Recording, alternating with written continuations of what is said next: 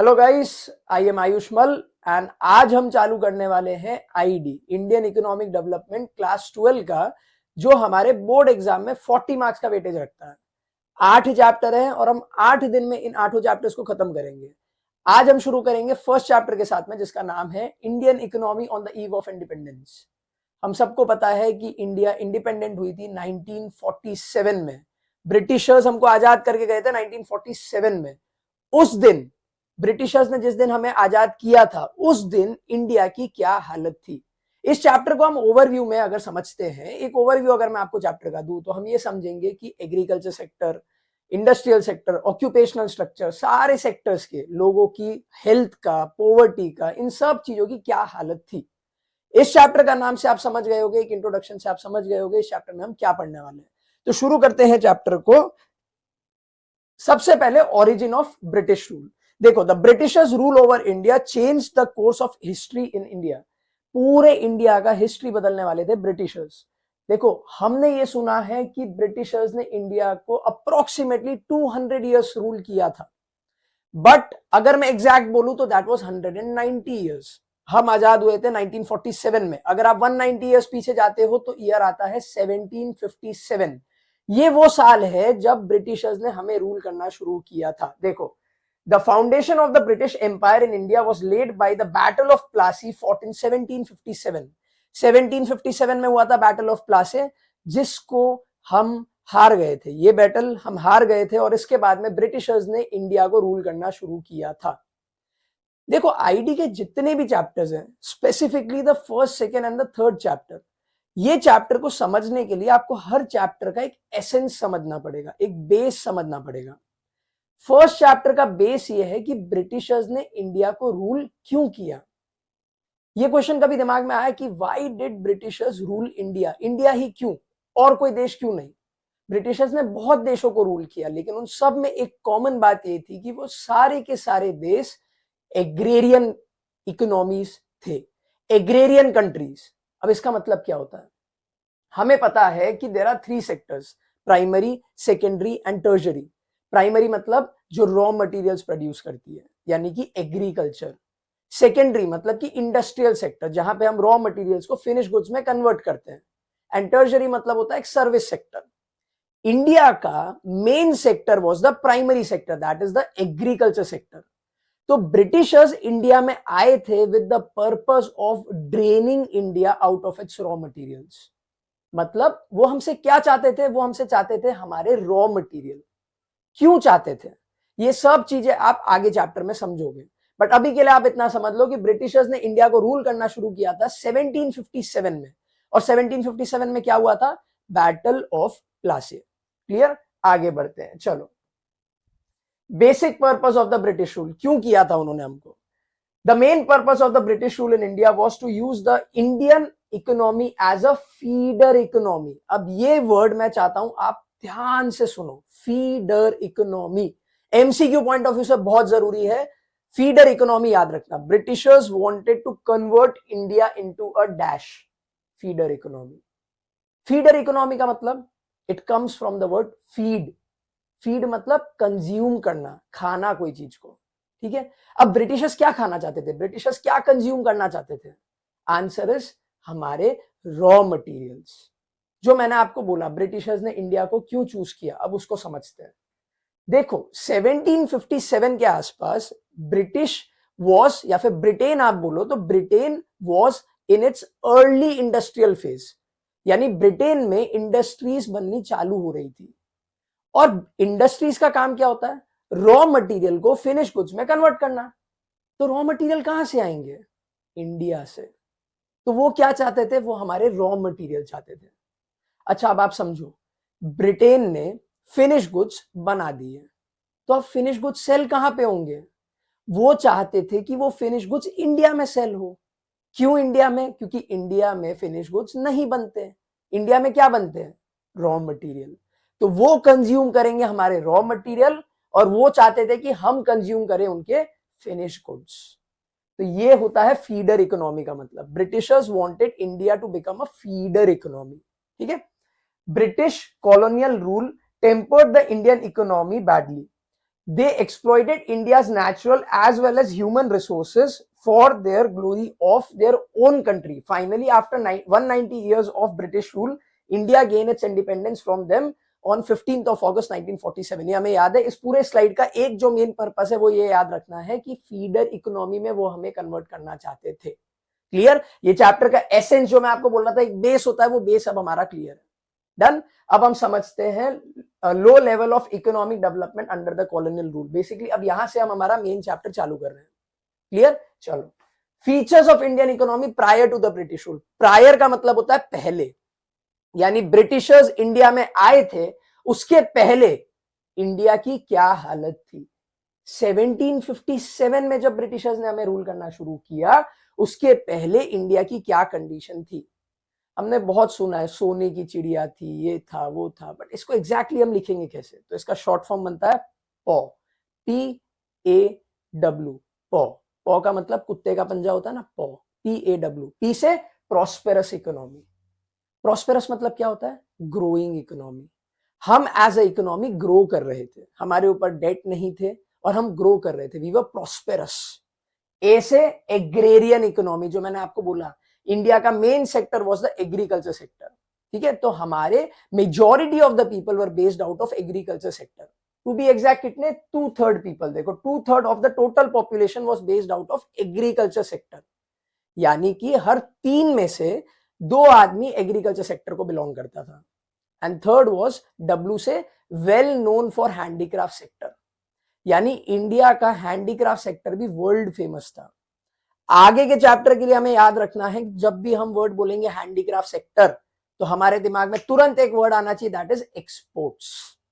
India से handicraft goods हमेशा export होते थे. तो ये चीज हमें याद रखना है. देखो क्या थी इंडिया की हालत बिफोर द ब्रिटिश रूल? पॉ. P से प्रॉस्पेरस, A से एग्रेरियन, W से well known for the handicraft sector. Clear? आगे बढ़ते हैं. चलो. Industries existed in India prior to the British rule. अब अगर मैं कहता हूं कि India was an agrarian economy, तो क्या इसका यह मतलब होता है कि इंडिया में इंडस्ट्रीज नहीं थी? Answer is no. थोड़ी बहुत इंडस्ट्रीज थी, mainly cotton, jute and muslin. ठीक है. अब कॉटन इंडस्ट्रीज कहां मिलती थी? Mainly Gujarat and Maharashtra. Jute industry कहां मिलती थी? West Bengal. And third muslin, muslin कहां मिलता था? ढाका. अब ढाका किसका पार्ट है? Now Dhaka is part of Bangladesh. Clear? तो 3 type of mainly found industries were cotton industries, jute industries and the muslin industries. Cotton was found in Gujarat and Maharashtra, jute was found in West Bengal and muslin was found in Dhaka, now a part of Bangladesh. Clear? आगे बढ़ते हैं. लो level of national income and per capita income. देखो बहुत clear सी बात है, India में British rule के आसपास जो टाइम था, उस टाइम पे इंडिया की इनकम बहुत कम थी. सरप्राइजिंगली चलो मैं आपको एक बात बताता हूं. आप जाओ पुराने वाले सालों में, 1757 में, 1800s में आप जाओ और आप सर्च करो गूगल पे. अभी वीडियो को पॉज करके अभी सर्च करो what was the national income of India in early 1800s. आपको कोई आंसर नहीं आएगा, और अगर आंसर आता है तो लिखा हुआ आएगा it was estimated. Actual national income, actual per capita income किसी को पता नहीं थी. तो ये जो अभी हम डेटा पढ़ने वाले हैं, ये सब अभी हम एक एस्टिमेट पढ़ने वाले हैं कि what was the estimated amount, what was the estimated national income, what was the estimated per capita income. ठीक है, इसको ध्यान में रख के आगे समझते हैं. The economic condition of a nation can be judged with the data on national income and the per capita income. However, no sincere attempt was made by the British government to estimate India's national and per capita income. British government ने कोई effort, कोई खर्चा नहीं किया ये जानने के लिए कि इंडिया की नेशनल इनकम या इंडिया का पर कैपिटा इनकम कितना था. Some individuals attempt were made by the experts like, अब कुछ लोग थे जिन्होंने अंदाजा लगाने का कोशिश किया, कुछ लोग थे जिन्होंने एस्टिमेट करने की कोशिश करी कि भाई उस टाइम पे इंडिया की नेशनल इनकम कितनी थी. तो कौन थे वो कुछ लोग? सबसे पहले थे दादा भाई नारोजी. ठीक है, the first person was Dadabhai Naoroji. Second person William Digby. Third person was Findlay Shirras. Fourth person was R.C. Desai and the fifth person was V.K.R.V. Rao.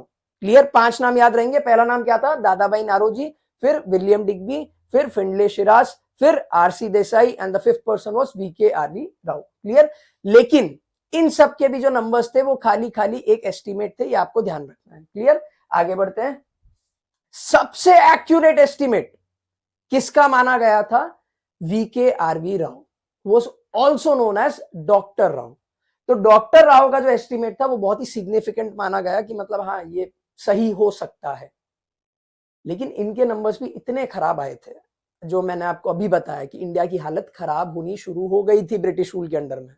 तो क्या आया था नंबर देखो, most of the studies reveal that the country's growth of aggregate real output during the first half of the 20th century was less than 2%।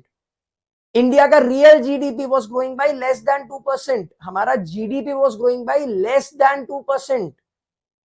कितना alarming situation था ये आप सोचो। आज मोदी जी हैं, मोदी जी बोलते हैं हमारा जीडीपी इज ग्रोइंग बाय 7%, 8%, उस टाइम पे लेस देन 2%।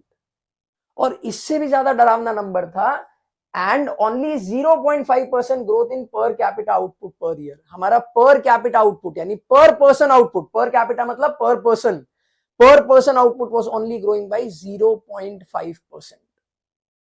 ठीक है, चलो यहां पे एक बार इसको सम अप करते हैं। 5 लोग कौन से थे, फटाफट एक बार रिवाइज करो। 5 लोग थे हमारे, दादा भाई नारोजी, फिर विलियम डिग्बी, फिर फिंडले शिरास, फिर R C Desai, and fifth person was VKRV Rao. VKRV Rao was also known as doctor Rao, और इनका जो एस्टिमेट था वो सबसे ज्यादा सिग्निफिकेंट माना गया। इन्होंने लेकिन क्या बोला, इंडिया का real output was growing by less than 2%, and India का per capita output was growing by 0.5%। Alarming है ना। आगे बढ़ते हैं, आगे तो अभी बहुत सरप्राइजेस हैं इस चैप्टर में। अब सबसे मेन चैप्टर अब तुम्हारा यहाँ पे चालू होता है, इंट्रोडक्शन खत्म, एवरीथिंग इज डन। यहां से अब हम मेन चैप्टर की टुवर्ड्स बढ़ेंगे।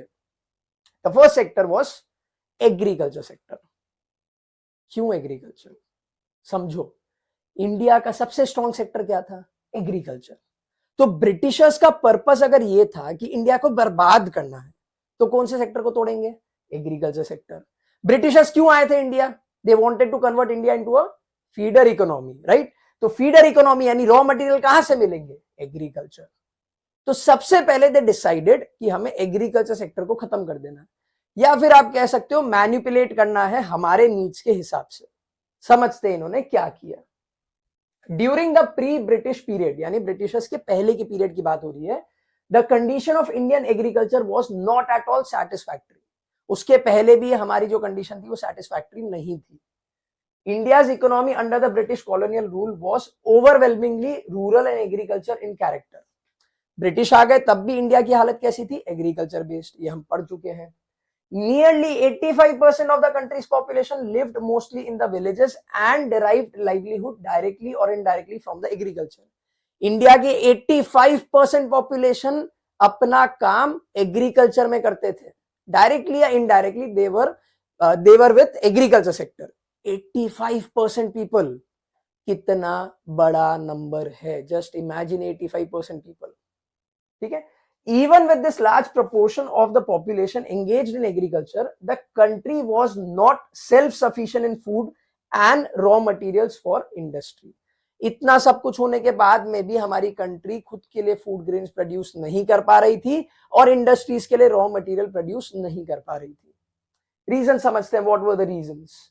Main reasons for the stagnation in agriculture. Stagnation का मतलब होता है रुकावट, कि इंडियन एग्रीकल्चर ने ग्रो करना क्यों बंद कर दिया था, उसका रीजन समझते हैं।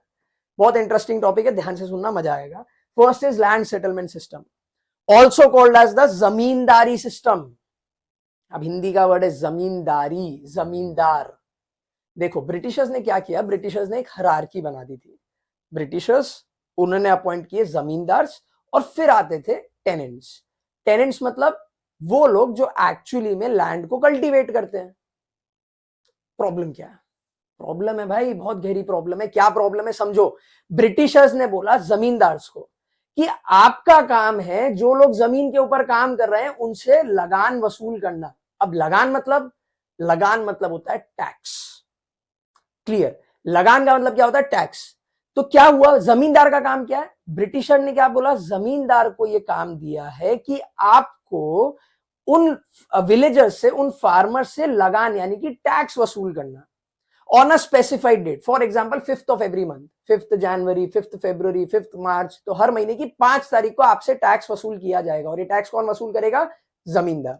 जमींदार को किसने अपॉइंट किया? ब्रिटिशर ने। तो जमींदारी टैक्स कलेक्ट करके किसको देगा? ब्रिटिशर को। क्लियर? अब देखो, ब्रिटिशर्स से दुश्मनी किसी को नहीं चाहिए, तो जमींदार पूरा एफर्ट लगाते थे कि कैसे भी करके हम ये लगान, ये टैक्स उन फार्मर से वसूल करें। तो अब देखो, एज अ फार्मर अब तुम सोचो, तुमने पूरा महीना, पूरा साल मेहनत करी, जो थोड़े बहुत पैसे तुमने कमाए हैं वो किसके पास में चले गए? जमींदार के पास में। जमींदार उन पैसों को लेके चल जाता था ब्रिटिशर के पास में, यानी अल्टीमेटली फार्मर के हाथ में तो कुछ नहीं बचा। और कोई भी इंसान काम क्यों करता है? पैसा कमाने के लिए। तो जब पैसा ही नहीं बच रहा तो फिर एक फार्मर काम क्यों करेगा? उसके पास में क्या मोटिव है टू वर्क? No motive. इस पूरे सिस्टम को बोला गया था the land settlement system, also called as the zamindari system. और ये जो महान काम था ये किया गया था लॉर्ड कॉर्नवालिस के through. This system was introduced by Lord Cornwallis. ठीक है, Lord Cornwallis in the year 1793। Clear? 1793 में लॉर्ड कॉर्नवालिस लेके आए थे लैंड सेटलमेंट सिस्टम। अब समझते हैं, लाइन बाय लाइन जाते हैं। The most important reason for stagnation in the agriculture sector was the introduction of zamindari system by the colonial government, मतलब कि Britishers. Under the system, profits accruing out of the agriculture sector went to the zamindar in the form of lagan. जो मैंने आपको बताया, एक farmer जो भी पैसा कमाता था वो जमींदार ले जाता था। किस नाम पे? लगान, टैक्स के नाम पे। The main interest of the zamindars was only to collect lagan regardless of the economic condition of the cultivator. Cultivator मतलब फार्मर। तो जमींदार का काम क्या था? कैसे भी करके फार्मर से पैसा वसूल करो, फार्मर की कोई भी कंडीशन हो, फार्मर के पास में पैसा बचे नहीं बचे, वो भूखा मर जाए, लेकिन एक जमींदार पैसा कलेक्ट करेगा। That was his main work. The dates for depositing specified sum of lagan to the British government were also fixed, failing which the zamindar were to lose their rights. मतलब जमींदार का काम है कि आपको इस तारीख को, इस डेट को पैसा वसूल करके मुझे देना है। अब अगर जमींदार नहीं कर पाया, भाई लोगों की कमी थोड़ी है इंडिया में, किसी और को जमींदार बना देंगे। अब आपसे लगान वसूल किया जाएगा अगले महीने। तो you have only two options, to torture और टू बी टॉर्चर्ड। या तो आप टॉर्चर करके लगान वसूल करो, और आपसे नहीं हो रहा है तो हम किसी और को जमींदार अपॉइंट कर देंगे जो अगले महीने आपसे लगान वसूल करेगा। तो जमींदार क्या करता था? उसको फार्मर की इकोनॉमिक कंडीशन से कोई लेना देना नहीं था। उसको अपना स्वार्थ था कि मैं कैसे भी करके लगान वसूल करूं और ये लगान में ले जाके ब्रिटिशर्स को दे दूं, ब्रिटिश गवर्नमेंट को दे दूं on the date asked by them. वो डेट कौन बताता था? ब्रिटिश गवर्नमेंट बताती थी। फिर the zamindars and the colonial government did nothing to improve the condition of agriculture. पैसा था उनके पास में, लेकिन क्या उन्होंने एग्रीकल्चर के ऊपर खर्च किया? नहीं। Zamindari system, also known as the permanent settlement system, was introduced by Lord Cornwallis in the year 1793. Clear? The basic aim for starting this was to increase the revenue of the colonial government. भाई Britishers को पैसा तो चाहिए, right? तो पैसा कहां से आएगा? कल्टीवेटर से लो। तो जमींदारी सिस्टम का मेन फोकस क्या था? पैसा कमाना। Clear? Under the system, zamindars were recognized as the owner of the land and were given right to collect rent, that is lagaan, from the farmers. ठीक है, जमींदार को बोला गया कि आप इस जमीन को अपनी समझो, आप ओनर हो इस जमीन के, कैसे भी करके बस लगान वसूल करके हमको दे दो। That's it, done. आगे बढ़ते हैं।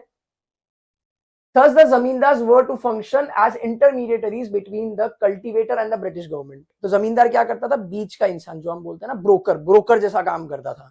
पैसा लेंगे, इसको देंगे। जमींदार क्या करता था? फार्मर से पैसा लिया, ब्रिटिश गवर्नमेंट को दे दिया। समझ में आया? This system was based on exploitation, as the zamindars were allowed to extract as much rent or lagan as they wished. So zamindar imposed exorbitant lagan, and the rates of lagan were so high that farmers were not left with enough food grains to feed themselves. मतलब कि जमींदार क्या करते थे? जमींदार farmers से इतना high लगान, इतना हाई टैक्स वसूल करते थे कि फार्मर्स के पास में खुद के खाने पीने के लिए भी पैसे नहीं बचते थे। ये पूरे सिस्टम को हम बोलते थे zamindari system, which was also called as land settlement system. कौन लेके आया था? बताओ। Lord Cornwallis. Which year? 1793। Clear? आगे बढ़े, सेकेंड पॉइंट पे आते हैं। The second point was commercialisation of agriculture. देखो, कमर्शियलाइजेशन का मतलब the word comes from commerce, buying and selling, trading. तो कमर्शियलाइजेशन ऑफ एग्रीकल्चर का क्या मतलब होता है? एग्रीकल्चर के गुड्स को खरीदना बेचना। देखो बड़ा सिंपल सी बात है, ब्रिटिशर्स इंडिया में आए थे, उसके पहले इंडिया में चलता था सब्सटेंसेंस फार्मिंग। इसका मतलब होता है कि हम हमारे फूड ग्रेन्स उगाते थे और खुद ही उनको कंज्यूम कर लेते थे। हमें आता ही नहीं था पैसे कमाना। हम एक तरीके से ये भी बोल सकते हैं कि हमें पैसा कमाना आता ही नहीं था। अब ब्रिटिशर्स ने बोला कि आपके फूड ग्रेन्स में हमें कोई इंटरेस्ट नहीं है। याद करो ब्रिटिशर्स इंडिया क्यों आए थे? They wanted to convert India into a feeder economy, यानी वो चाहते थे हमसे हमारे रॉ मटेरियल्स। रॉ मटेरियल कौन से रॉ मटेरियल? क्या दाल डालेंगे इंडस्ट्रीज में, चावल डालेंगे, आटा डालेंगे? नहीं ना। उनको क्या चाहिए? उनको रॉ मटेरियल के नाम पे चाहिए cotton, jute, Indigo, opium etcetera. अब इन क्रॉप्स को हम कहते हैं कैश क्रॉप्स। समझो, दो टाइप के क्रॉप, फूड क्रॉप जो हम उगा के कंज्यूम करते हैं, एक कैश क्रॉप जो इंडस्ट्रीज में काम आते हैं एज रॉ मटेरियल। ब्रिटिशर्स को क्या चाहिए? सोच के बताओ।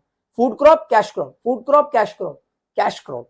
तो ब्रिटिशर्स क्या चाहते थे इंडिया से? वो चाहते थे हमारे कैश क्रॉप। सिंपल। तो कमर्शियलाइजेशन ऑफ एग्रीकल्चर का मतलब होता है कि ब्रिटिशर्स ने हमारे फार्मर्स को बोला कि आप फूड क्रॉप की जगह पे कैश क्रॉप उगाओ।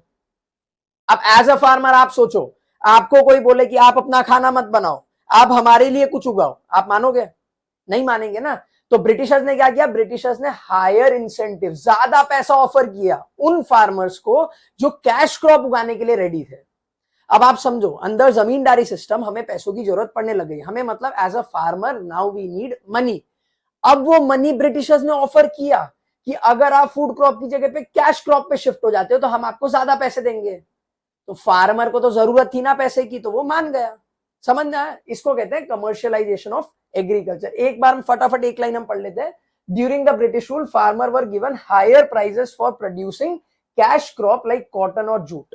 क्लियर? समझ में आ गया? चलो अब देखो ये पूरा पर्पस का जो क्या, what was the purpose of commercialisation? दो पर्पस थे। पहला, ब्रिटिशर्स को खुद की इंडस्ट्री के लिए रॉ मटेरियल मिल जाए। दूसरा, इंडिया में फूड ग्रेन्स की कमी हो जाए। ठीक है, देखो इंडिया वालों को अगर रूल करना है तो फिर उनकी हालत खराब करनी पड़ेगी। तो ब्रिटिशर्स के दो ऑब्जेक्टिव हो गए यहां पे, एक उनकी इंडस्ट्री के लिए उनको रॉ मटेरियल मिल जाए, दूसरा हमारे यहाँ पे फूड ग्रेन्स की कमी हो जाए। इसको याद रखेंगे। ठीक है, देखो commercialisation of agriculture adversely affected the self sufficiency of village economies in India. हमारी विलेज इकोनॉमीज की हालत खराब हो गई थी। एक पॉइंट पे हमारे पास में फूड ग्रेन्स की इतनी कमी हो गई थी कि हमें बाहर से फूड ग्रेन्स खरीदने पड़ रहे थे। क्लियर? चलो थर्ड पॉइंट पे चलते हैं। अब third point is low level of productivity. देखो एग्रीकल्चर यानी कि फार्मिंग में एक ही तो चीज मेन है एंड दैट इज प्रोडक्टिविटी, कि जमीन में आप कितना उगा पा रहे हो। लेकिन उसके लिए हमें बहुत सारी चीजें चाहिए। फार्मर्स को एजुकेशन चाहिए कि भाई इस सॉइल में क्या उग सकता है, कितना फर्टिलाइजर डाले, कितना पेस्टिसाइड डाले। हमें इरिगेशन फैसिलिटी चाहिए, ट्यूबवेल फैसिलिटी चाहिए, there are so many things. लेकिन ब्रिटिशर्स ने ऐसा कोई भी खर्चा नहीं किया। इन सब चीजों के कारण हमारी इकोनॉमी यानी कि इंडियन इकोनॉमी में एग्रीकल्चर की प्रोडक्टिविटी बहुत कम रह गई। देखो फर्स्ट लाइन पढ़ लो, आप समझ जाओगे। Low level of technology, lack of irrigation facility, dependence on rainfall, lack of education and negligence use of fertilizer resulted in low level of productivity. मतलब ब्रिटिशर्स ने हमें ना एजुकेशन दी, ना उन्होंने हमको प्रॉपर वाटर फैसिलिटी दी, जिसके कारण हमें रेनफॉल पे डिपेंडेंट रहना पड़ा। तो इन सब चीजों के कारण क्या हो गया? इन सब चीजों के कारण हमारी एग्रीकल्चर प्रोडक्टिविटी कम हो गई। क्लियर? फोर्थ पॉइंट पे आते हैं, that is the last point, scarcity of investment. देखो भाई कुछ तो खर्चा करना पड़ेगा ना। अगर आप चाहते हो कि कोई चीज सुधरे, आपकी गाड़ी चलती रहे, तो आप गाड़ी में सर्विस कराओगे, गाड़ी पे खर्चा करोगे। लेकिन ब्रिटिशर्स ने इंडियन एग्रीकल्चर सेक्टर के ऊपर कोई खर्चा नहीं किया। इसको बोलते हैं scarcity of investment. India's agriculture was facing a scarcity of investment in terracing, food control and drainage. Food control नहीं, sorry, flood control and damage. इसका मतलब क्या है? ब्रिटिशर्स ने इन सब चीजों के ऊपर कोई खर्चा नहीं किया और इन सब चीजों के कारण इंडिया का एग्रीकल्चर सेक्टर वॉज स्टैग्नेटेड। हम रुक गए थे, हमने ग्रो करना बंद कर दिया था। क्लियर? चार पॉइंट कौन से थे? First one was land settlement system, also called as the zamindari system. किसने इंट्रोड्यूस किया था? Lord Cornwallis in the year 1793. Second point क्या था, फटाफट, कमर्शियलाइजेशन ऑफ एग्रीकल्चर, जिसमें Britishers offered higher prices to grow cash crop instead of the food crop. Third point was low level of productivity, क्यों, क्योंकि education नहीं था, technology पे खर्चा नहीं हुआ, हम अभी भी रेनफॉल के ऊपर डिपेंडेंट थे। And fourth point was scarcity of investment, कोई खर्चा नहीं किया। ये तो हो गए हमारे पहले 4 पॉइंट। अब एक लास्ट पॉइंट पढ़ते हैं हम लोग। The last point is called as adverse effect of partition. जब मैं आपको बता रहा था कि इंडिया में इंडस्ट्रीज भी हुआ करती थी, कॉटन, जूट, मसलिन, याद करो, तब हमने क्या पढ़ा था, मसलिन कहां उगता था, ढाका। ढाका अब कहां है, बांग्लादेश। तो देखो जब इंडिया का बंटवारा हुआ ना, तब इंडिया की काफी फर्टाइल लैंड ऐसी थी जो कुछ चली गई पाकिस्तान, कुछ चली गई बांग्लादेश में। इसके कारण भी इंडिया का एग्रीकल्चर सेक्टर हैम्पर हुआ था। कुछ बुक्स में आपको ये पॉइंट नहीं मिलेगा, चलेगा। द मेन 4 पॉइंट्स वर जो हमने पढ़े थे, land settlement system, commercialisation of agriculture, फिर low level of productivity and scarcity of investment. और ये पांचवा एक बोनस पॉइंट है, एडवर्स। एडवर्स मतलब नेगेटिव। तो पार्टीशन के कारण भी एग्रीकल्चर सेक्टर को नेगेटिव इंपैक्ट देखना पड़ा था। क्लियर, ये हमारा एग्रीकल्चर सेक्टर खत्म। अब हम चलते हैं हमारे नेक्स्ट सेक्टर, जिसको हम कहते हैं द इंडस्ट्रियल सेक्टर। देखो मेन सेक्टर तो एग्रीकल्चर था, उसको तबाह करने के बाद में, उसको पूरी तरीके से बर्बाद करने के बाद में ये लोग आ गए इंडस्ट्रियल सेक्टर पे। तो अब इंडस्ट्रियल सेक्टर के बारे में समझते हैं। देखो बहुत क्लियर कट मीनिंग है, they wanted to dominate the industrial sector. Reason देखो, although agriculture sector had dominated the Indian economy during the pre-British period, some Indian industries producing certain special product enjoyed a worldwide reputation. India was particularly well known for the handicraft industries. मैंने आपको बोला था कि India का सबसे famous industrial sector में भी अगर कोई सबसे ज्यादा फेमस था तो वो था इंडिया का हैंडीक्राफ्ट। और मैंने आपको एक और बात बोली थी, जब भी हम हैंडीक्राफ्ट वर्ड बोलेंगे हमारे दिमाग में आना चाहिए एक्सपोर्ट्स। इंडिया अपने हैंडीक्राफ्ट गुड को करता था एक्सपोर्ट्स। अब इसको ध्यान में रख के हम आगे बढ़ते हैं। Like agriculture, India could not develop a sound industrial base under the British rule. The poor state of the industrial sector during the British rule is illustrated in the following points. आगे बढ़ते हैं, कैसे बर्बाद हुआ हमारा industrial sector ने grow क्यों नहीं किया, ये आगे बढ़ते हैं। देखो सबसे पहला था deindustrialization, also known as decline of the handicraft industries. मतलब हमारे हैंडीक्राफ्ट इंडस्ट्रीज को कंप्लीटली तबाह करना। समझो, इंडस्ट्रियल सेक्टर को तबाह करना है। क्या मिलेगा यार इनको हमारा इंडस्ट्रियल सेक्टर तबाह करके? अंदर की बात बताऊं, अंदर की प्लान था ये, एकदम अंदर का। जितने लोग इंडस्ट्रियल सेक्टर में काम करते हैं, जितने लोग हैंडीक्राफ्ट सेक्टर में काम करते हैं, उन सबको बर्बाद कर दो। तो कहां जाएंगे? घूम फिर के एग्रीकल्चर सेक्टर में आ जाएंगे वापस। अब अगर एग्रीकल्चर सेक्टर में आ गए तो ज्यादा रॉ मटेरियल प्रोड्यूस होंगे, right? This was the thinking. हो नहीं हो उससे हमें फर्क नहीं पड़ता, बट हमने ये सोच के हैंडीक्राफ्ट सेक्टर को बंद किया। कितना शातिर दिमाग। अब इसको समझते हैं। The British government systematically destroyed Indian handicraft industries and no modern industrial base was allowed to come up. The primary motive, देखो यहां पे बात हो रही है मेन मोटिव की। The primary motive of the British rule behind the deindustrialization was twofold. Twofold मतलब एक तीर दो निशाने। तो दो निशाने क्या थे? एक तीर दैट इज डी इंडस्ट्रियलाइजेशन, उसके दो निशाने क्या थे? पहला, to get raw materials from India. ठीक है, ये लोग अगर चले जाएंगे एग्रीकल्चर में जाके ये लोग उगाएंगे रॉ मटेरियल, तो ब्रिटिशर्स को मिलेगा रॉ मटेरियल। दूसरा, to sell the finished products of British industries in the Indian market. मैंने आपको बताया फीडर इकोनॉमी, हमारे रॉ मटेरियल लेके जाएंगे, उनके फिनिश गुड्स यहां पे बेचेंगे। इंडस्ट्रीज यहां पे तो रही नहीं ना अब, तो फिनिश गुड कहां से आएंगे? ब्रिटेन से। कितना मस्त, मैं बोलूं ना कितना शातिर दिमाग।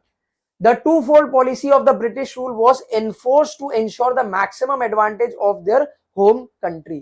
ये क्या चाहते थे? ये चाहते थे कि इनकी कंट्री को सबसे ज्यादा एडवांटेज मिले, सस्ते में रॉ मटेरियल मिल जाए और उनके गुड्स यहाँ पे सेल हो जाए। कितना सिंपल। चलो आगे बढ़ते हैं।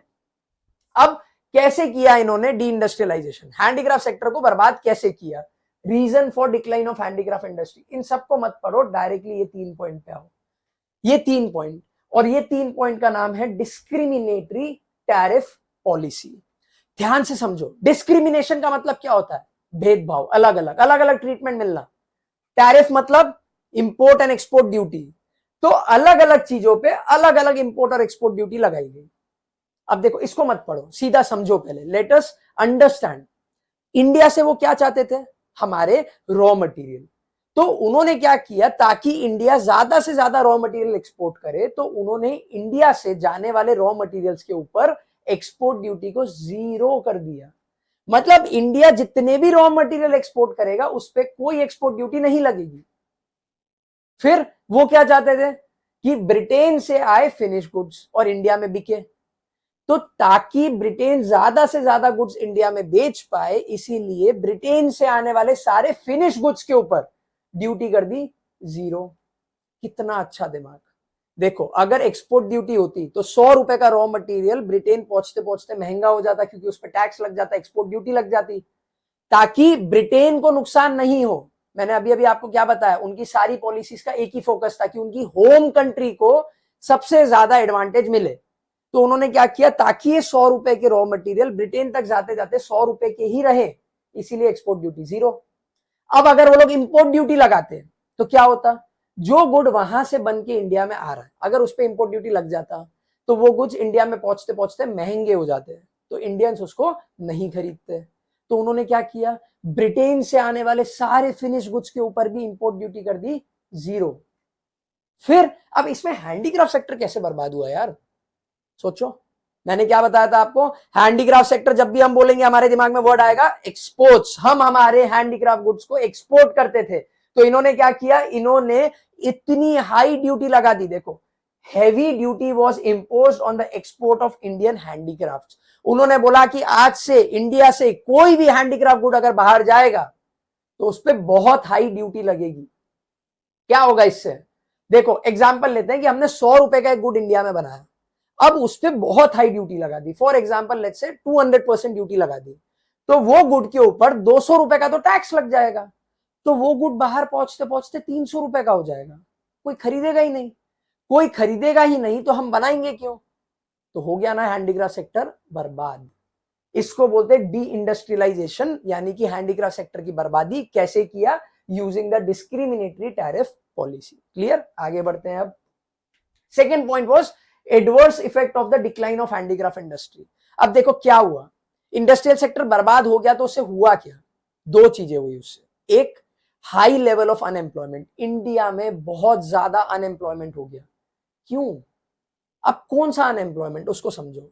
देखो, जितने लोग हैंडीक्राफ्ट सेक्टर में थे उन सबका काम गया, सब बेरोजगार अनएम्प्लॉयड हो गए। तो अब क्या करेंगे? मैंने आपको पहले ही बताया, वो आ जाएंगे वापस एग्रीकल्चर सेक्टर में। तो 2 टाइप के अनएम्प्लॉयमेंट देखने को मिले, एक जो हमारा काम बंद हो गया, दूसरा जो लोग एग्रीकल्चर सेक्टर में आए तो एग्रीकल्चर सेक्टर में हमें देखने को मिला डिसगाइज्ड अनएम्प्लॉयमेंट। अब डिसगाइज्ड अनएम्प्लॉयमेंट का मतलब क्या होता है? जितने लोगों की जरूरत है उससे ज्यादा लोग जब काम करते हैं तो उसको हम बोलते हैं डिसगाइज्ड अनएम्प्लॉयमेंट। तो इंडिया में हमने एग्रीकल्चर सेक्टर में डिसगाइज्ड अनएम्प्लॉयमेंट फेस किया, and the reason was deindustrialization. Second point, India became a importer of finished goods. India became an importer of finished goods. मैंने आपको बताया उन्होंने इंपोर्ट ड्यूटी कर दी 0। तो इंडिया में जितने भी फिनिश गुड्स आते थे ब्रिटेन से वो सस्ते में आते थे। तो हमने क्या करना शुरू कर दिया, हमने ब्रिटेन के गुड्स खरीदने को शुरू कर दिया। अब वही तो उनका पर्पस था ना, they wanted to convert India into a correct feeder economy. ठीक है, तो उन्होंने हमको फाइनली एक फीडर इकोनॉमी में कन्वर्ट कर दिया। हमसे हमारे रॉ मटेरियल ले गए और अपने फिनिश गुड्स उन्होंने यहां बेचना शुरू कर दिया। अभी तक हमने 2 पॉइंट पढ़े इंडस्ट्रियल सेक्टर में, पहला था डी इंडस्ट्रियलाइजेशन, दूसरा adverse effect of deindustrialization. Third point पे आते हैं। Now the third point is lack of capital good industries. अभी आपने 11th में भी पढ़ा है, कैपिटल गुड इंडस्ट्रीज का मतलब क्या होता है? क्या होते हैं कैपिटल गुड्स? मशीन्स। तो यानी कि वो इंडस्ट्रीज जो मशीन बनाएगी। देखो यार, मुझे इंडस्ट्री खोलना है, चलो, लेकिन मुझे इंडस्ट्री चालू करने के लिए, मुझे इंडस्ट्री शुरू करने के लिए मशीन तो चाहिए। इंडिया में मशीन ही नहीं बनता था। देखो क्या लिखा हुआ है, the capital good industry refers to those industries which can produce machine tools which are in turn used for producing articles for current consumption. नहीं समझ में आया मत समझो। देखो, कैपिटल गुड इंडस्ट्रीज का मतलब होता है वो इंडस्ट्रीज जो मशीन या फिर मशीन के टूल्स बनाती है। तो अगर मुझे इंडिया में रह के इंडिया में एक इंडस्ट्रियल सेक्टर में आगे डेवलपमेंट करना है, एक इंडस्ट्री ओपन करनी है, तो मुझे क्या चाहिए? मशीन्स चाहिए। मशीन्स इंडिया में बनती ही नहीं थी, इसीलिए हमारा इंडस्ट्रियल सेक्टर और बर्बाद हो गया। देखो जो चल रहे थे हैंडीक्राफ्ट सेक्टर, उसको बंद करा दिया। नई इंडस्ट्रियल सेक्टर में एक नई इंडस्ट्री खोलने के लिए हमारे पास में मशीन्स ही नहीं थी। Coming to the last 2 points, अब लास्ट 2 पॉइंट्स के ऊपर आते हैं। Limited role of the public sector. Public sector मतलब गवर्नमेंट का भी कुछ खास रोल उस टाइम पे इंडस्ट्रियल सेक्टर में हमें नहीं देखने को मिला। The public sector remained confined मतलब limited only to the railway, power generation, communication, ports and some other departmental undertakings. Government का रोल बहुत ज्यादा लिमिटेड था। गवर्नमेंट के पास में ना उस टाइम पे पैसा था, ना पावर था, और ना इंसेंटिव था कि वो इंडस्ट्रियल सेक्टर को और डेवलप करे, इसीलिए इंडस्ट्रियल सेक्टर और नीचे आ गया। Last point, low contribution to the gross domestic product that is GDP. इन सब रीजंस के कारण इंडस्ट्रियल सेक्टर का contribution to the GDP was extremely low. Clear? 5 point हमने पढ़े, देखो फटाफट पांचों पॉइंट एक बार बोल लेते हैं, ठीक है। DALLL, दाल, DALLL, डी से डी इंडस्ट्रियलाइजेशन, यानी कि हैंडीक्राफ्ट सेक्टर को बर्बाद करना। कैसे किया? डिस्क्रिमिनेटरी टैरिफ पॉलिसी यूज करके, यानी कि इंडिया से जाने वाले रॉ मटेरियल पे एक्सपोर्ट ड्यूटी वाज 0, ब्रिटेन से आने वाले फिनिश गुड्स पे इंपोर्ट ड्यूटी वाज 0, लेकिन इंडिया से जाने वाले हैंडीक्राफ्ट प्रोडक्ट्स के ऊपर export duty was very high. ए से adverse effect of deindustrialisation, adverse मतलब नेगेटिव, डी इंडस्ट्रियलाइजेशन से नेगेटिव इंपैक्ट क्या हुए? 2 हुए हमारे। फर्स्ट, इंडिया में हमने देखा मास लेवल ऑफ अनएम्प्लॉयमेंट। दूसरा, India became an importer of finish goods. Finally हमने फिनिश गुड्स इंपोर्ट करने शुरू कर दिए। LLL, limited role of public sector, lack of capital good industries and low contribution to the GDP. Clear? ये industrial sector खत्म। अब आते हैं नेक्स्ट सेक्टर के ऊपर, जिसको हम कहते हैं द फॉरेन ट्रेड सेक्टर। देखो फॉरेन ट्रेड, जब भी आपके दिमाग में आए फॉरेन ट्रेड 2 ही तरीके होते हैं, नेम दिया। अब आप बोलोगे सर 3 होते हैं, मेरे को पता है, अभी हम 2 पढ़ेंगे, एक्सपोर्ट एंड इंपोर्ट। ठीक है, ठीक है, आगे समझते हैं। देखो जब भी आपके दिमाग में आए फॉरेन ट्रेड, आपके दिमाग में तुरंत 2 वर्ड आने चाहिए, एक्सपोर्ट इंपोर्ट। तो India became an exporter of primary products and importer of finish goods. हमारे फॉरेन ट्रेड की क्या स्थिति थी, क्या कंडीशन थी, कि हम रॉ मटेरियल एक्सपोर्ट करते थे और फिनिश गुड्स इंपोर्ट करते थे। क्लियर? रॉ मटेरियल जैसे कि कॉटन, वूल, शुगर, इंडिको, जूट एक्सेट्रा, और इंपोर्ट क्या करते थे? सारे के सारे कंज्यूमर गुड्स, जैसे वूल से बना वुलन क्लोथ्स, कॉटन से बना कॉटन या सिल्क के क्लोथ्स, ये सब चीजों को हम इंपोर्ट करने लग गए। Foreign trade, exporter of primary यानी कि raw materials and importer of finish goods. Second, monopoly control of the British rule. अब मोनोपोली मतलब सिंगल हैंड कंट्रोल। ब्रिटिशर्स हमें बताते थे किससे कितना ट्रेड करना है। देखो, under the British rule India was allowed to trade with only 4 countries, China, Iran, Sri Lanka and 4th was obviously Britain. 4 countries, China, Iran, Sri Lanka and Britain. समझो, the British government maintained monopoly control over the India's export and import. More than 50% of the India's foreign trade was restricted to Britain. यानी आधे से ज्यादा trade हम करते थे Britain के साथ में, while the rest was allowed with few other countries like China, Ceylon यानी कि श्रीलंका एंड पर्शिया यानी कि ईरान। क्लियर? तो ये नाम याद रखना, Britain, China, Sri Lanka and Iran.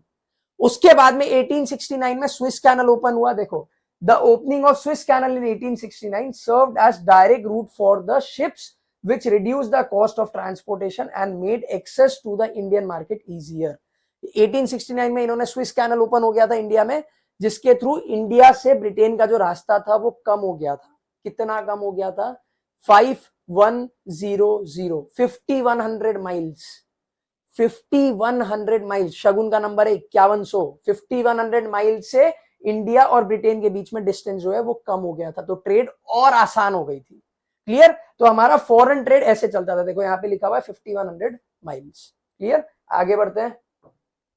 Drain of Indian wealth during the British rule. अब ये पॉइंट चालू करने से पहले मैं आपको एक बात बताना चाहता हूं। आज के दिन में इंडिया इंपोर्ट ज्यादा करता है या एक्सपोर्ट ज्यादा करता है? सोचो, I am giving you 3 seconds. India export ज्यादा करता है या इंपोर्ट ज्यादा करता है? I am giving you 3 seconds. 1 2 3 बताओ, इंडिया इंपोर्ट्स मोर। लेकिन सरप्राइजिंगली उस टाइम पे India was in an export surplus, यानी इंडिया एक्सपोर्ट ज्यादा करता था। अब एक्सपोर्ट ज्यादा करेगा मतलब हम बेच ज्यादा रहे हैं, खरीद कम रहे हैं, वी आर सेलिंग मोर, तो पैसा ज्यादा होगा हमारे पास में। तो हमारे पास में पैसा था, वी हैड वेल्थ। तो ये इंडियन वेल्थ कहां गया, ब्रिटिशर्स ने हमसे कैसे लूटा, तो ब्रिटिशर्स ने ये पूरा वेल्थ हमारा कैसे लूटा वो समझते हैं।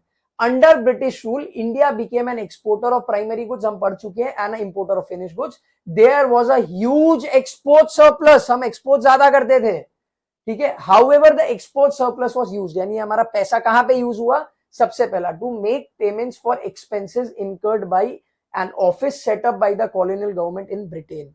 इन्होंने क्या किया, इन्होंने हमारा पैसा यूज करके ब्रिटेन में खुद के ऑफिस सेटअप किए, खुद का हमारा पैसा यूज किया, खुद के ऑफिस सेटअप किए, वो भी कहा, ब्रिटेन में।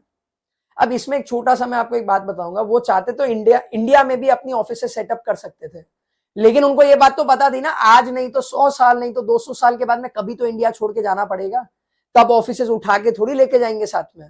तो इन्होंने क्या किया, इन्होंने स्मार्टली मूव प्ले किया, इन्होंने अपनी ऑफिस कहां पे सेटअप करी, ब्रिटेन में, पैसे हमारे, ऑफिस उनकी। दूसरा, to meet expenses on the war fought by the British government. देखो Britain was involve in the world wars, तो वो पैसा भी कहां से यूज हुआ, हमारे पैसों से इन्होंने वॉर लड़ी थी। And third, to import invisible items. आप बताओ what do you mean by invisible items, जो हम देख नहीं सकते हैं। हमने इनको पूछा कि हमारा पैसा क्यों लेके जा रहे हो, तो इन्होंने बोला हमने आपको इनविजिबल आइटम्स दिए। अब इनविजिबल आइटम्स का मतलब होता है सर्विसेज, ठीक है, जैसे कि education, law and order etcetera. तो इन्होंने बोला कि हम आपको इन चीजों का चार्ज कर रहे हैं, to bring you education, to bring you law and order and etcetera. ये point board point of view से it is very important, this point is very important. How did Britishers drain the Indian wealth, 3 points, फटाफट कैसे कैसे किया। सबसे पहले they used our money to set up offices in Britain. Second, to fight the wars, जितने भी expenses लगे थे टू फाइट द वॉर्स वो भी हमारे पैसों से लगा। And third, to import the very good invisible items. Clear, ये हो गया हमारा foreign trade complete. Foreign trade एक बार रिवाइज कर लेते हैं आगे जाने से पहले। फॉरेन ट्रेड में हमने क्या पढ़ा, मैंने आपको बताया, फॉरेन ट्रेड नाम आते ही 2 वर्ड्स दिमाग में आने चाहिए, export, import. India became an exporter of raw material, importer of finish goods. दूसरा point, monopoly control of the British rule. Britishers हमें बताते थे हमें किसके साथ में कितना ट्रेड करना है। More than 50% of trade was restricted to Britain. उसके अलावा 3 और कंट्रीज थी, China, Iran, Sri Lanka. Clear. And third point, drain of Indian wealth. ये क्लियर। देखो इस टॉपिक में से एक क्वेश्चन जो आ सकता है, that is explain the direction and volume of the foreign trade under the colonial period या अंडर द कॉलोनियल रूल। देखो डायरेक्शन और वॉल्यूम, डायरेक्शन मतलब हम क्या बेचते थे और क्या खरीदते थे। तो आपको लिखना है India became an exporter of raw material and importer of finish goods. Volume, तो अब आप इसमें लिखोगे we were allowed to trade with only 4 countries, जिसमें से मोर देन, वॉल्यूम मतलब quantity, more than 50% of the trade was restricted to Britain. Clear. आगे बढ़ते हैं, चलो अब आता है डेमोग्राफिक कंडीशन। डेमोग्राफिक का मतलब होता है इंडिया में जो लोग रहते थे उनकी क्या हालत थी। तो फटाफट इसके ऊपर भी हम लोग आ जाते हैं। Demographic conditions under the British rule exhibited all features of a stagnant and a backward Indian economy। नहीं जरूरत है इसको समझने की, फटाफट 2 पॉइंट पे आते हैं। पहला, ऑफिशियल सेंसस। देखो लोगों की कंडीशन तो आपको तब पता चलेगी ना जब आप जनगणना करोगे, सेंसस करोगे, आपके घर में कितने लोग हैं, कितने साल में डेथ हुई थी, ये वो। तो जब आप लोगों की काउंटिंग करोगे तब आपको पता चलेगा ना। तो इंडिया का पहला ऑफिशियल सेंसस कब हुआ था, 1881। सिमेट्रिक नंबर है 1881।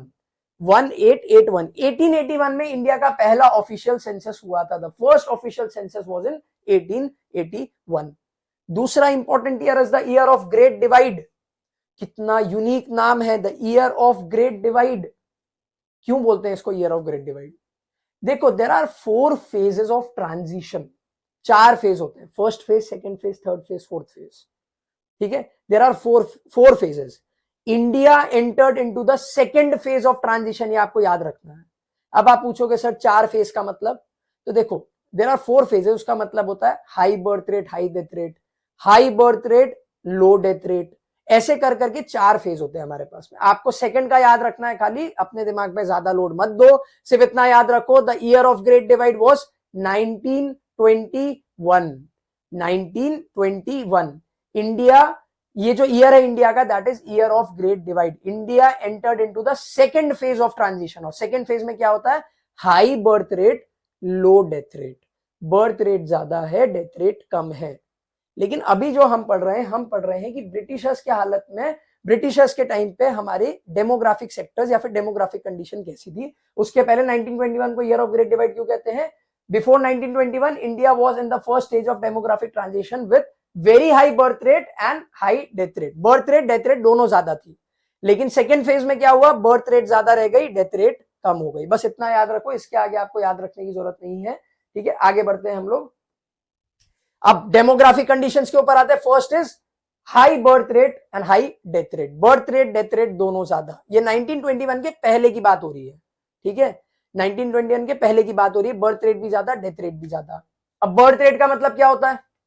बर्थ रेट का मतलब होता है कि 1000 लोगों में, 1000 लोगों के बीच में कितने बच्चे पैदा हुए हैं। The number of children that take birth in a year among 1000 people. और डेथ रेट का डेफिनेशन भी same, the number of people that die in a year among 1000 people, यानी 1000 लोगों में कितने लोग मर गए। तो इंडिया का बर्थ रेट उस टाइम पे था 48, यानी 1000 लोगों के बीच में 48 बच्चे पैदा होते थे, और मरते कितने थे? 40। अब आपको कभी भी कंफ्यूजन हो कि किसमें 48 था और किसमें 40, तो कैसे याद रखना है? अपने आप को एक क्वेश्चन पूछो, इंडिया की पॉपुलेशन हमेशा से बढ़ी है या कम हुई है?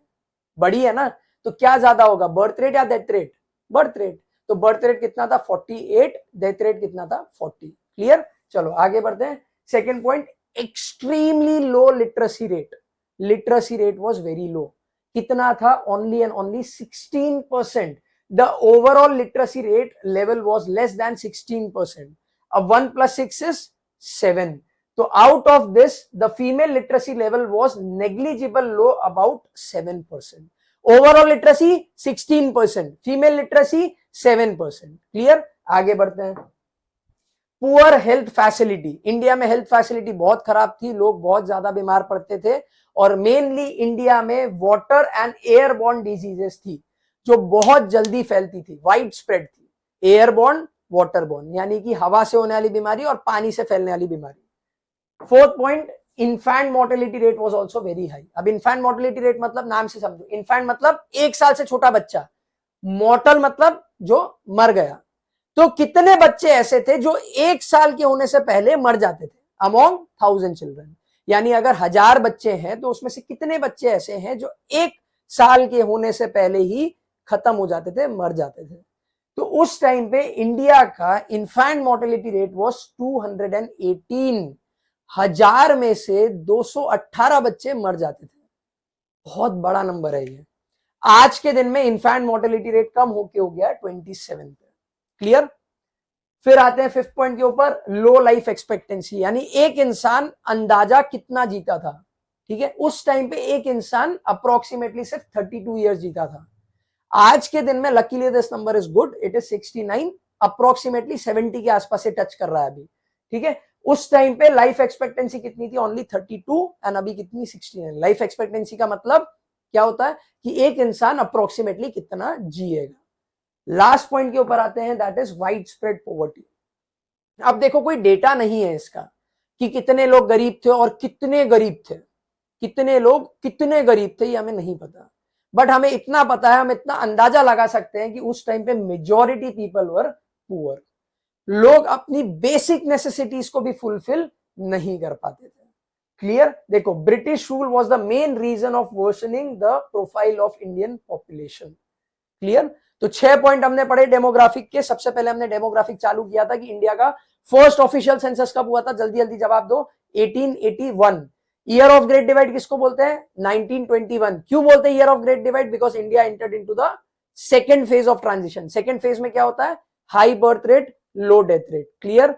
हमने 6 पॉइंट पढ़े, high birth rate, high death rate. Birth rate कितना था 48, डेथ रेट कितना था 40। फिर हमने पढ़ा हाई इन्फेंट मोर्टेलिटी रेट, पहले कितने बच्चे मर जाते थे 218, अभी कितने मरते हैं ओनली 27। फिर हमने पढ़ा लो literacy rate, literacy rate was only 16%, out of which 7% females की थी। फिर हमने पढ़ा लो लाइफ एक्सपेक्टेंसी, उस टाइम पे लोग जीते थे सिर्फ 32 ईयर्स, अभी जीते हैं 69 ईयर्स। फिर हमने पढ़ा poor health care facility, airborne waterborne disease बहुत ज्यादा थी। और लास्ट में हमने पढ़ा वाइड स्प्रेड पोवर्टी, यानी majority of the people were living below the poverty line. Clear? आगे बढ़ते हैं। ऑक्यूपेशनल स्ट्रक्चर, अब हम चैप्टर के एंड के टुवर्ड्स पहुंच रहे हैं, लास्ट 2-3 हमारे टॉपिक्स बचे हैं। ऑक्यूपेशनल स्ट्रक्चर मतलब जितने भी लोग उस टाइम पे इंडिया में रहते थे उन सब के क्या ऑक्यूपेशंस थे, लोग क्या काम करते थे। देखो किसी के पापा टेक्सटाइल में होंगे, किसी के डायमंड में, कोई जॉब करते होंगे, कुछ XYZ आप लोग की दुकान होगी, काम होगा। उस टाइम पे लोगों के पास में क्या काम था? देखो mainly the economy is divided into 3 parts, primary, secondary and tertiary. Primary sector का काम क्या होता है? रॉ मटेरियल्स एक्सट्रैक्ट करना, जमीन में से, पानी में से, हवा में से रॉ मटेरियल एक्सट्रैक्ट करना, लाइक एग्रीकल्चर। सेकेंडरी का काम क्या होता है? Secondary sector is also called as the manufacturing sector, जिसका काम होता है उन रॉ मटेरियल्स को फिनिश गुड्स में कन्वर्ट करना। और तीसरा जो सेक्टर होता है हमारा, that is the tertiary sector, इसका काम क्या होता है? Services like banking, insurance, warehousing, storage etcetera, ये सब देना। इंडिया में उस टाइम पे जितने भी लोग थे उनके क्या सेक्टर्स थे, क्या काम था, वो हम पढ़ेंगे। The first point is predominance of the primary occupation. Primary sector का डोमिनेंस सबसे ज्यादा था। तो ये प्रीडोमिनेंस का मतलब क्या है? हम डोमिनेंस भी तो लिख सकते थे, प्रीडोमिनेंस लिखने की क्या जरूरत है? तो प्रीडोमिनेंस ये कहना चाह रहा है कि ब्रिटिशर्स के आने से पहले से ही हमारा प्राइमरी सेक्टर सबसे ज्यादा स्ट्रांग था। ब्रिटिशर्स के पहले भी, ब्रिटिशर्स आए तब भी, और ब्रिटिशर्स के जाने के बाद भी हमारा प्राइमरी सेक्टर ही सबसे ज्यादा स्ट्रांग रहा है। क्लियर? देखो कितने लोग थे जो एग्रीकल्चर यानी कि प्राइमरी सेक्टर में इन्वॉल्व थे, that is 70 to 75% people. 70 to 75% people were engaged in the primary sector. Secondary sector में ओनली 10% एंड टर्शरी सेक्टर में remaining 15 to 20%। The remaining 15 to 20% were engaged in the second service sector, that is the tertiary sector. ठीक है? Primary में कितने 70 to 75, secondary में कितने only 10 and tertiary में कितने 15 to 20। क्लियर? चलो आगे बढ़ो। रीजनल वेरिएशन, रीजनल मतलब एरिया वाइज, वेरिएशन मतलब चेंजेस। तो हमने ये देखा कि अलग अलग स्टेट्स में अलग अलग माइंडसेट हमें देखने को मिले। कुछ स्टेट्स ऐसे थे जहां पे लोग एग्रीकल्चर सेक्टर को प्रेफर कर रहे थे, लोग दूसरे सेक्टर छोड़ के एग्रीकल्चर सेक्टर में आ रहे थे। तो कुछ स्टेट्स में हमने उल्टा देखने को मिला कि लोग एग्रीकल्चर सेक्टर को छोड़ के दूसरे स्टेट्स में जा रहे थे। तो हमने 2 टाइप के स्टेट्स देखे। देखो सबसे पहले हम पढ़ते हैं कि increase in the share of workforce in agriculture sector, बाद में ये पढ़ेंगे, पहले ये पढ़ो। कौन से स्टेट्स ऐसे थे जिन्होंने एग्रीकल्चर सेक्टर को चुना कि वो एग्रीकल्चर सेक्टर प्रेफर कर रहे थे? तो 3 states pro, PRO, pro, Punjab, Rajasthan, Orissa. देखो 3 स्टेट्स वो Punjab, Rajasthan and Orissa. Clear? Agriculture sector को प्रेफर करने वाले 3 स्टेट्स थे प्रो, पंजाब, राजस्थान, उड़ीसा। बाकी के कुछ स्टेट्स में हमने ऐसे देखने को मिला कि लोग एग्रीकल्चर सेक्टर को छोड़ के जा रहे थे, दे वर प्रेफरिंग अदर सेक्टर्स। कौन से थे? केरला, कर्नाटका, तमिलनाडु, महाराष्ट्र एटसेट्रा। देखो केरला, कर्नाटका, आंध्र प्रदेश, तमिलनाडु, महाराष्ट्र एंड वेस्ट बंगाल। ठीक है? देखो पहले नीचे वाले स्टेट्स याद कर लो, तमिलनाडु, केरला, कर्नाटका, आंध्र प्रदेश, फिर महाराष्ट्र और वेस्ट बंगाल भी है। तो 6 स्टेट्स हमने देखे, Kerala, Karnataka, Tamil Nadu, Maharashtra, Andhra Pradesh and waste Bengal. Clear? तो ये 6 स्टेट्स थे जिन्होंने एग्रीकल्चर सेक्टर को छोड़ा। 3 स्टेट्स वो एग्रीकल्चर के टुवर्ड्स आ रहे थे, that were Punjab, Rajasthan, Orissa. Pro, very good. फिर आते हैं इंफ्रास्ट्रक्चर। इंफ्रास्ट्रक्चर के ऊपर हम लोग आते हैं, this is the next sector, infrastructure. Infrastructure sector को इन्होंने सुधारा था। फाइनली एक सेक्टर हमें ऐसा मिला जो ब्रिटिशर्स ने सुधारा, लेकिन खुद के मोटिव के लिए। देखो इसको ध्यान रखना, ब्रिटिशर्स ने कोई भी काम हमारे बेनिफिट के लिए नहीं किया, उन्होंने इंफ्रास्ट्रक्चर सुधारा था खुद के बेनिफिट के लिए। इंफ्रास्ट्रक्चर में हम 4 पॉइंट पढ़ेंगे, roadway, railway, Airways and waterways and finally communication. हम ये 4 पॉइंट पढ़ेंगे। क्लियर? तो शुरू करते हैं। देखो, infrastructure refers to all activities, services, facilities which are needed to provide different kind of services in an economy. It includes infrastructure associated with means of transport, communication, energy, banking, etc., etc. फटाफट इस पे आ जाओ। The infrastructure facilities during British rule were very poor. Some efforts were made to develop basic infrastructure, right? Roads, railway, ports, water transport, post, telegraph. But the main motive behind the infrastructural development was to serve various colonial interest. किसके लिए किया? खुद के लिए किया। ठीक है, क्या क्या किया फटाफट समझ लेते हैं, चैप्टर को खत्म करते हैं। 5 मोर मिनट, फिर चैप्टर खत्म। फटाफट सबसे पहले इन्होंने रोड्स डेवलप करी। देखो, the colonial administration could not accomplish much on the construction of roads due to scarcity of fund. देखो, इन्होंने रोड्स तो बनाए, रोड्स बनाने का पर्पस क्या होगा वो सोचो आप। इनका रोड बनाने का पर्पस था कि ये जितने भी रॉ मटेरियल विलेज में ग्रो होते हैं वो सिटी तक आए। ठीक है, तो ट्रांसपोर्टेशन ऑफ रॉ मटेरियल। दूसरा, मोबिलाइजेशन ऑफ आर्मी, ताकि ये लोग आर्मी को एक जगह से दूसरी जगह तक फटाफट पहुंचा सके। लेकिन क्या ये लोग अच्छी रोड्स बना पाए? Answer is no. क्यों नहीं बना पाए? शॉर्टेज ऑफ फंड्स, इनके पास में पैसों की कमी थी, ऐसा ये बोलते हैं। ठीक है, हमने पढ़ा इन्होंने हमारे पैसे कहां यूज किए। 3 पॉइंट हमने पढ़े, ड्रेन ऑफ इंडियन वेल्थ। फटाफट बताओ, इन्होंने पैसे यूज किए इनविजिबल गुड्स इंपोर्ट करने में। इन्होंने पैसे कहां पे यूज किए? ऑफिसेस सेटअप करने में इन ब्रिटेन। और इन्होंने हमारे पैसे यूज किए वॉर लड़ने में। क्लियर? तो इन्होंने क्या बोला? रोड बनाने के लिए तो पैसे ही नहीं बचे। ठीक है, देखो, the roads were built primarily serve the interest of mobilising the army and shifting the raw materials. Clear? Next आते हैं, that is railway. The most important contribution of the British rule was to introduce railway in 1850. Britishers ने India में 1850 में railway introduce करी थी। The first passenger train in India ran in 1853, 16th April 1853, 34 kilometers from Bombay to Thane. ठीक है, The railway affected the structure of Indian economy in 2 important ways. अब purpose क्या थे, क्यों इन्होंने रेलवे डेवलप किया वो समझते हैं। Railway enabled people to undertake long distance travel. It broke geographical and cultural barriers and promoted national integration. भाई इन्होंने बोला कि हमने रेलवे बनाया है ताकि लोग लॉन्ग डिस्टेंस ट्रैवल कर सके, ताकि कल्चरल बैरियर, जो ज्योग्राफिकल बैरियर है, वो खत्म हो जाए। ठीक है, it enhance the commercialisation of Indian agriculture which adversely affected the comparative self sufficiency of the village economies in India. जो मैंने आपको बताया, रॉ मटेरियल्स एक जगह से दूसरी जगह पे हम भेजेंगे। ठीक है, उन सब चीजों के लिए रोड और रेलवे डेवलप करी गई थी। फटाफट आगे बढ़ते हैं। Railway also promoted foreign trade but it benefited the Britishers more than the Indians. The construction of railways led to huge economic losses in Indian economy. देखो, एक पॉइंट मैं आपको एडिशनल बताता हूं। ब्रिटिशर्स ने सोचा था कि इंडियंस रेलवे को यूज करेंगे, जो इंडियन लोग हैं, जो इंडियन सिटीजन्स हैं, वो रेलवे को यूज करेंगे। और अगर वो लोग रेलवे को यूज करते तो ब्रिटिशर्स को मिलता पैसा। लेकिन ये प्लान इनका फेल हो गया। इंडियंस ने रेलवे को उतना इजीली अडॉप्ट नहीं किया बिकॉज इट वाज एक्सपेंसिव। और इन सब चीजों के कारण जो ब्रिटिश गवर्नमेंट थी उनको इकोनॉमिक लॉसेस हो गए। ठीक है, आगे बढ़ते हैं। एयर एंड वाटर ट्रांसपोर्ट, अब ये क्यों किया गया था? ऑब्वियस सी बात है, ताकि इंटरनेशनल ट्रेड जो है हमारा वो आसान हो जाए।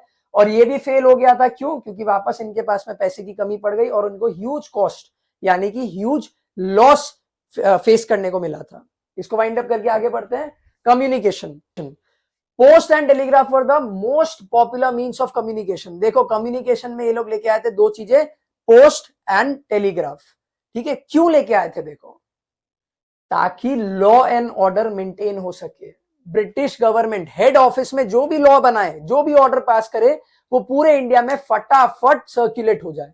तो वापस पर्पस था इनका खुद का इंटरेस्ट, खुद का बेनिफिट। लेकिन ये भी फेल हो गया because it proved very expensive. The introduction of expensive system of electric telegraph in India serve the purpose of maintaining law and order. The postal service despite serving a useful public purpose remained inadequate. मतलब in short, ये एक चीज जो इन्होंने अच्छी करने की कोशिश करी, roadway, railway, Airways, waterways and communication, वो चारों चीजें भी फेल हो गई। क्लियर? अब चैप्टर को एंड करते हैं, लास्ट टॉपिक्स पढ़ के, ये हम पढ़ चुके हैं already, reason of infrastructural development हम पढ़ चुके हैं, रोड क्यों बनाई, रेलवे क्यों बनाई, वो सब हम पढ़ चुके हैं। अब हम आते हैं लास्ट टॉपिक पे, that is positive contribution of British rule. British rule यानी कि कॉलोनियल गवर्नमेंट का क्या पॉजिटिव कंट्रीब्यूशन रहा, इसको समझ के हम लोग चैप्टर को खत्म करते हैं। There are 4-5 points. The first point is growth in agriculture. Britishers ने हमें बताया कि हम कैश क्रॉप उगा के उनको एक्सपोर्ट करके पैसे कमा सकते हैं। ब्रिटिशर्स जब इंडिया में आए थे उसके पहले हम हमारे फूड क्रॉप्स उगाते थे और खुद ही कंज्यूम कर लेते थे। ब्रिटिशर्स ने हमें सिखाया, देखो, prior to advent of British rule Indian agriculture was subsistence nature, यानी कि हम उगाते थे, हम खाते थे, लेकिन इन्होंने हमें सिखाया कमर्शियलाइजेशन। इन्होंने हमें सिखाया कि एग्रीकल्चर सेक्टर से आप पैसा भी कमा सकते हो। Second point, better means of transportation. भले ही इन्होंने अपने स्वार्थ के लिए, लेकिन इन्होंने हमको रोडवेज दे दी, रेलवे दे दी, एयरवेज, वाटरवेज दे दिया, स्विस कैनल बन गया, तो that was again a positive contribution. Third, check on famines. Famine मतलब क्या होता है? ड्रॉट, भूखमरी। देखो, भूखमरी के टाइम पे, ड्रॉट के टाइम पे, फेमाइन के टाइम पे आपको सबसे ज्यादा जरूरत होती है खाने पीने की, मेडिकल हेल्प की। ब्रिटिशर्स ने हमें बताया, रोडवे और रेलवे बना के चले गए, देखो वो लोग, तो उससे क्या हुआ, कोई भी ऐसी जगह जहां पे फेमाइन आया, ड्रॉट आया है, भूखमरी आई है, वहां पे फटाफट help, food supplies, medical supplies पहुंच सकती है। ये भी हमें मिला बिकॉज ऑफ ब्रिटिशर्स। क्यों? क्योंकि वो रोडवेज और रेलवेज इंट्रोड्यूस करके गए थे। Next, shift to monetary economy. Prior to British rule हमारे पास में कोई भी यूनिफॉर्म मॉनिटरी सिस्टम नहीं था। पहले बार्टर रूल था, फिर अलग अलग राजा आते थे, वो अलग अलग कॉइन देके चले जाते थे, ठीक है, अशोका के अलग कॉइन, इसके अलग कॉइन, उसके अलग कॉइन। तो ब्रिटिशर्स ने हमें क्या किया? ब्रिटिशर्स ने हमें मॉनिटरी इकोनॉमी दी। उन्होंने शिफ्ट किया हमें from barter economy to a monetary economy. And the last point is effective administrative setup. Britishers हमको देके गए इफेक्टिव लॉ एंड ऑर्डर, बना बनाया सिस्टम जो इंडियन गवर्नमेंट बाद में उसको अडॉप्ट कर सकती थी। क्लियर? ये था आपका फर्स्ट चैप्टर इंडियन इकोनॉमिक्स का। अब हम नेक्स्ट डे पे चैप्टर नंबर 2 चालू करेंगे। देखो, हमने वैसे पढ़ते पढ़ते फटाफट रिवीजन लिए हैं, बट उसके बाद में भी अगर आपको नहीं समझ में आ रहा है तो आप ये वीडियो को रिवॉच कर सकते हो। Till then, bye bye.